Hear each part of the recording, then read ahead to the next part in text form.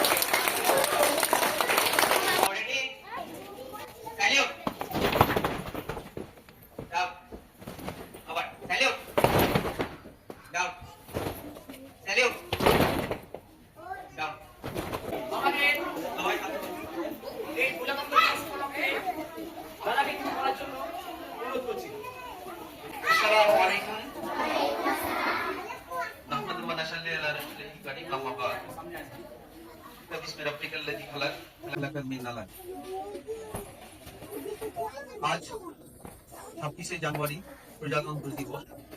এই প্রজাতন্ত্র দিবস উদযাপনের জন্য আজকে আমরা পাবলিক স্কুলে সকলে একত্রিত হয়েছি।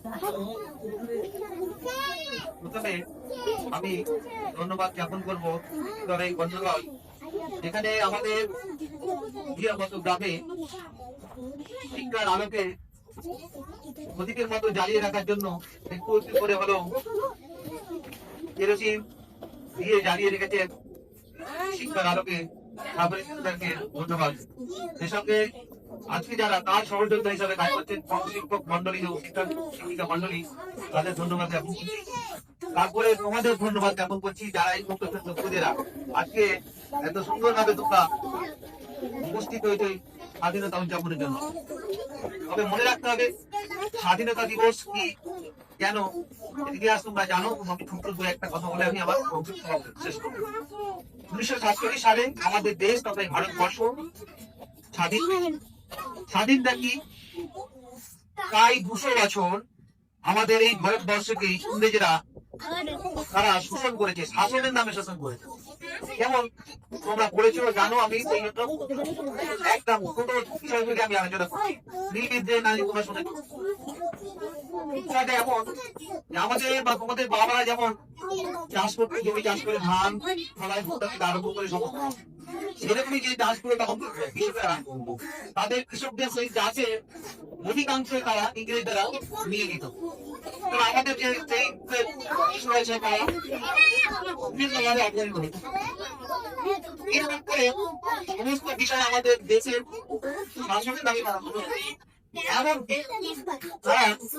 কোন গ্রামের যদি মহিলা থাকতো, সুন্দর মহিলা, তারাকে ইচ্ছা করে তুলে দিয়ে যে যেমন ইচ্ছা তার সাথে আন্দোলন করা হয়।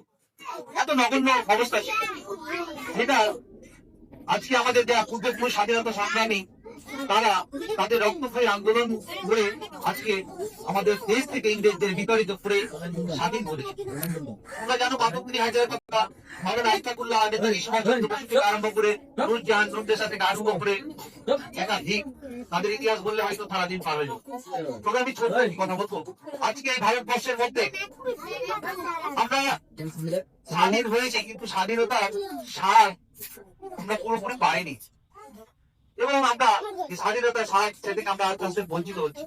কারণ আমাদের এই স্বাধীনতার মূল মন্ত্র ছিল সাম্যের অধিকার। প্রত্যেকটা মানুষ সে সমান অধিকার পালন করতে পারবে। যেমন যদি একজন প্রধানমন্ত্রী তার ভোটাধিকার একটা হয়, তাহলে আমারও ভোটাধিকার একটা। যে কৃষকটা ন্যূনতম চাষ করে, যে মেথডটা ভেদ পরিষ্কার করে, তার অধিকার একটা ভোটের সমান অধিকার।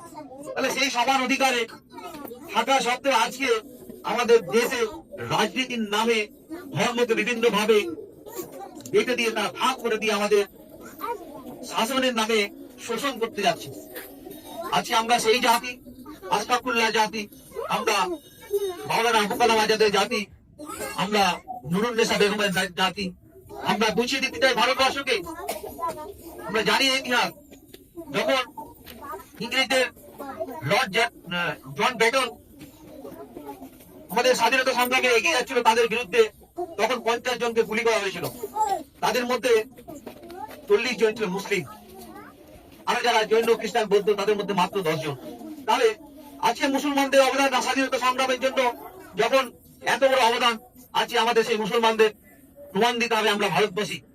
আজকে আমাদের এসআইআর নামে, এনআরসি নামে বিভিন্ন ভাবে আমাদের অত্যাচারিত করা হচ্ছে, অপমানিত করা হচ্ছে, অবহেলিত করা হচ্ছে, বঞ্চিত করা হচ্ছে। আমরা এখান থেকে জানান দিতে চাই, সাবধান। আমরা যখন আপনাকে নির্বাচিত করেছি প্রধানমন্ত্রী হিসাবে, তেমন আমরাও আপনাকে প্রধানমন্ত্রী থেকে সরিয়ে নিচে আমরা আনতে পারবো। এই বার্তায় আমি এখান থেকে চাই, যারা খুদে খুদে তোমরা এখান থেকেই এই বিদ্যালয় থেকে পড়ে তোমরা রাষ্ট্রপতি হবে, তোমরা প্রধানমন্ত্রী হবে, তোমরা আবুল কালাম আজাদের মতো বিজ্ঞানী হবে, তোমরা সারা ভারতবর্ষে তোমরা এই শাসন করবে, এসা আশা রাখছি। তোমাদের প্রতিশ্রুতিবদ্ধ হতে হবে, তোমরা ভবিষ্যতে এখান থেকেই পড়ে তোমরা একজন বিজ্ঞানী হবে, একজন ডাক্তার হবে, একজন বিখ্যাত মাস্টার হবে। এগুলো আমি প্রত্যাশা করছি তোমাদের।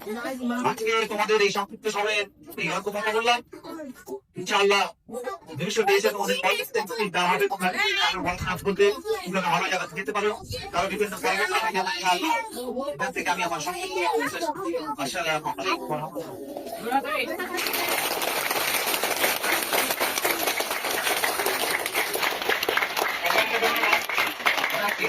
মূল্যবান বক্তব্য পেশ করার জন্য এবার